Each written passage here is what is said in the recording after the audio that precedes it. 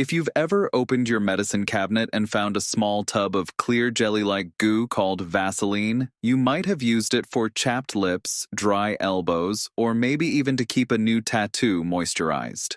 But what is Vaseline really? Where does it come from? And how is this semi-solid balm actually made?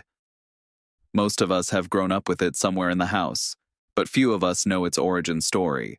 Today we peel back the shiny lid and trace a journey that begins in the depths of the earth and ends on your bathroom shelf. The story starts in the mid-19th century, when oil drilling was still in its infancy. In 1859, workers at Pennsylvania oil fields noticed a gooey substance building up on their drilling rigs. They called it rod wax, and at first it was just a nuisance that gunked up machinery. But workers began applying this rod wax to cuts and burns, claiming it helped them heal faster. That caught the attention of a young chemist named Robert Cheesebro. Fascinated by this crude residue, Cheesebro decided to refine it and eventually branded his purified version as Vaseline. The name itself, he said, was a blend of the German word for water, Wasser, and the Greek word for oil, Ile. Introduced in 1872, Vaseline was marketed as a healing balm and a kind of miracle substance for skincare, lubrication, and household use. Over time, it became a global staple. To understand how Vaseline is made, we need to step inside an oil refinery. Crude oil, the thick, dark, smelly stuff, is a complex mix of hydrocarbons. Once extracted, it goes into massive distillation towers where components separate by boiling point. The lighter fractions become gasoline, kerosene, and jet fuel. The heavier, waxier leftovers are the parts that eventually become petroleum jelly. But no one is slathering raw crude on their lips. That waxy residue undergoes rigorous purification. It is filtered, distilled again, and decolorized to remove harmful substances, odors, and impurities.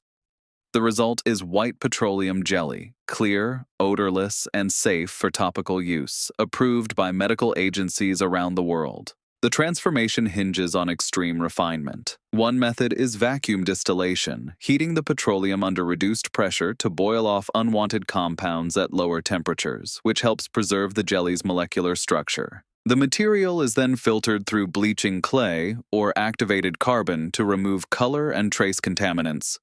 At this stage, the jelly is transparent or milky white and completely odorless. Before it moves forward, it is tested for purity, especially if used in cosmetics or medical products.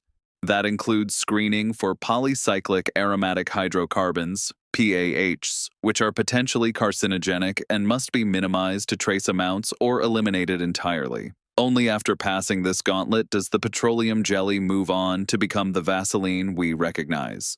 Here's a quick question for you. Did you know Vaseline starts as a byproduct of crude oil, or did you always assume it was a plant-based balm? Drop a comment and tell us the most surprising part of this origin story, or share your favorite way to use Vaseline, lips, heels, tattoos, or something unexpected. Once purified, the petroleum jelly goes into large mixing vats. Optional ingredients may be added, like fragrances for scented varieties or vitamins for cosmetic blends. For the classic version, though, it is usually just the pure jelly. While still warm and somewhat fluid, it is dispensed into sterilized containers, those familiar tubs or tubes, while it is soft. As it cools, it solidifies into the semi-solid gel form we all recognize. Vaseline does not spoil or go rancid because it is inert, meaning it does not react easily with other substances. That is why it has such a long shelf life. After packaging, the containers are sealed, labeled, boxed, and shipped worldwide. From oil fields to factory floors to your bathroom shelf, the journey is surprisingly intricate for something so simple. Why does it work so well on dry or damaged skin? The secret lies in its occlusive properties. Vaseline does not hydrate your skin. It creates a protective barrier that locks in the moisture already there, preventing water from escaping and keeping skin soft and protected, especially in harsh climates. That barrier also helps keep out irritants and bacteria, which is why it is often used on minor wounds and scrapes. Despite its oil-based origin, Vaseline is non-comedogenic for most people, meaning it will not clog pores. It shows up everywhere, from baby care to long-distance marathons to beauty routines where makeup artists use a thin layer to create a dewy glow or tame eyebrows. If you love unraveling the unexpected origins of everyday staples, subscribe for more stories from the TenScoops, the everyday simple facts.